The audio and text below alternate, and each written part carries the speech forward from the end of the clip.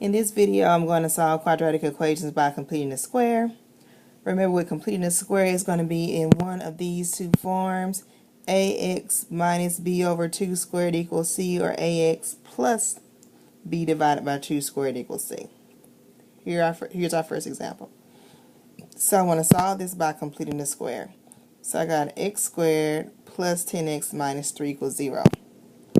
Remember the steps in completing the square. You're going to take the constant term to the other side of the equal sign. So I have x squared plus 10x. I leave a gap, equals positive 3. Now I take b. The b value is 10, so I take half of 10, which is 5. Then I square 5, because this helps me find the new c value, which is going to be 25. So the new c is 25, so I add 25 to both sides to keep the equation balanced. So now I have x squared plus 10x plus 25 equals 28. Now I'm going to write this in that form, that ax minus b over 2 squared form, or plus b over 2 squared form. So I'm going to have x. I knew I did half of b. b here is positive, so it's plus half of b, well, that was 10 over 2, which was 5, squared. Alright? Equaling my constant, which was 28. Now we're going to solve it just like we solved taking square roots. Take the square root of both sides. So x plus 5 equals plus or minus the square root of 28. We can simplify the square root of 28. 4 and 7, 2 and 2. So that's really plus or minus 2 root 7. So x plus 5 equals plus or minus 2 root 7. Subtract 5, subtract 5. So our final is x equals negative 5 plus or minus 2 square root of 7. You can separate these out if you want.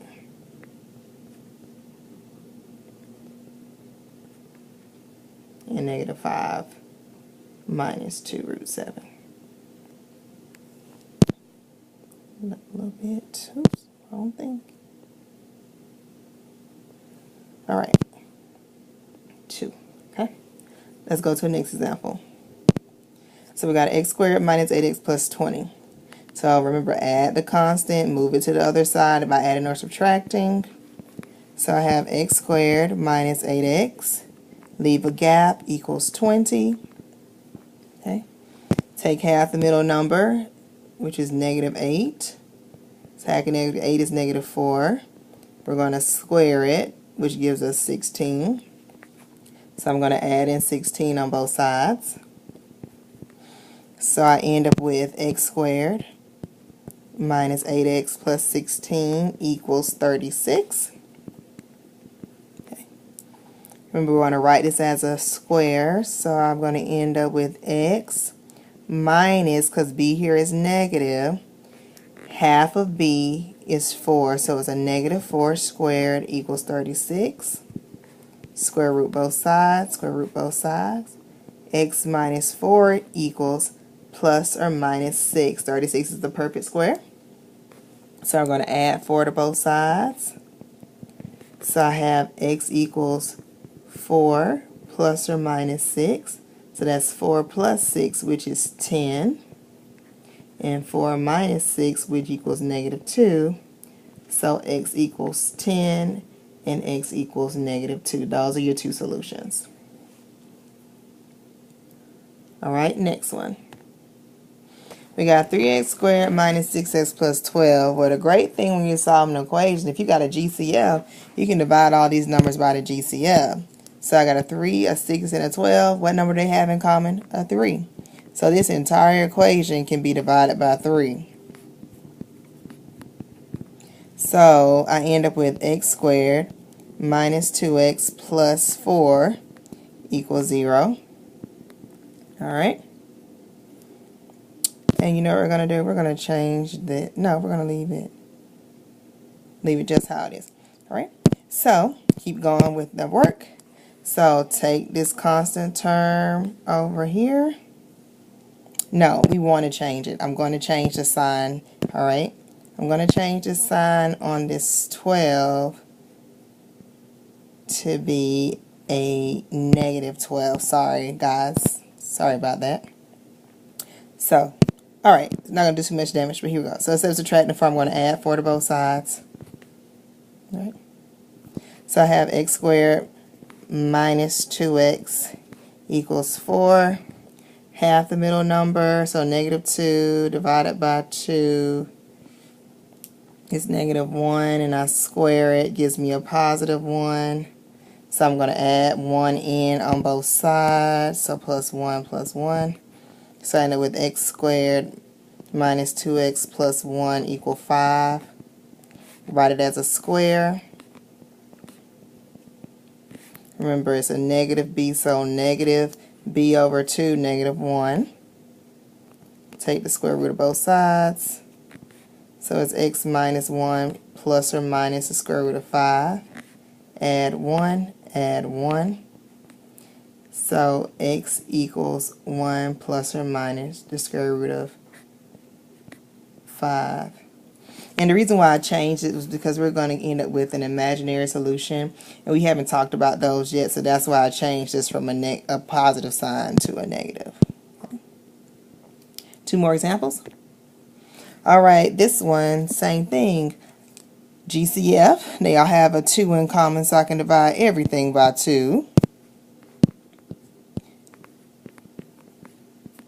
So that ends up with x squared minus 6x equals 14, equals 7, not 14. And look, this one, they already moved the constant to the other side for us, so we don't have to do that much work. So I'm going to go ahead and take half of 6, which is negative 6, divided by 2, which is negative 3. And I'm going to square it. That gives us 9. So we're going to add 9 in on both sides. So this is really x squared minus 6x plus 9 equals 16. Remember, you're trying to write it as a square. So it's x, it's a negative, b divided by 2 is 3. Square root both sides. X minus 3 equals plus or minus 4. Add 3 on both sides. So x equals 3 plus or minus 4. So 3 plus 4 is 7. 3 minus 4 is negative 1. So x equals 7 and x equals negative 1 are our solutions. Last example. Okay. This one, we have the 2 in front, but it is not the GCF. The GCF here is 1, so we got to handle this a little differently, but we'll still get our answer in the end. This is our challenge problem. So I'm going to do my first thing, take the 1 to the other side. So I have 2x squared plus 24x, leave a space, equals 1. Alright? So before I have the middle number, what I'm going to do is I'm going to factor out the GCF here, which is, I'm just going to factor out the number GCF of 2. So I'm left with x squared plus 12x, leave a space, equal 1. This happens when we don't have a GCF for the entire equation from the beginning other than 1. So now I'm going to half the middle number, so that's 12 divided by 2 is 6, squared is 36. So I half it, and I'm going to add it into the equation, add 36, add 36. Alright? So I have 2 x squared plus 12x plus 36 equal 37. Write it as a square, so x plus half of 12 is 6 equals 37. Alright. Now I'm going to divide by 2, So I have